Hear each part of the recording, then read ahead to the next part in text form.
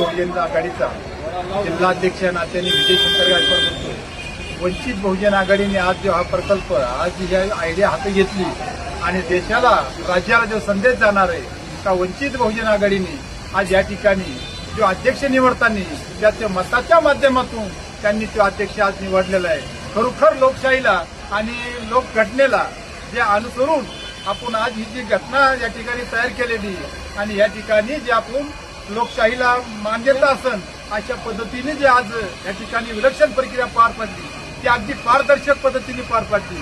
आजपर्यंत देशातल्या, राज्यातल्या कुठल्याही पक्षाने हा प्रकल्प राबवला नाही, हाती घेतला नाही, परंतु माननीय नेते प्रकाशरावजी आंबेडकर यांच्या विचारधारेने आज जे महाराष्ट्रामध्ये पहिला हा संदेश दिला तो वंचित बहुजन आघाडीने दिला। तो का दिला? का आम्ही करताना, लढताना आम्ही लोकशाही मार्गाला आणि कायदा सुव्यवस्थेला सांभाळून आम्ही चालतो आणि जनतेला योग्य तो न्याय देण्याचा प्रयत्न माननीय प्रकाशरावजी आंबेडकर करतात।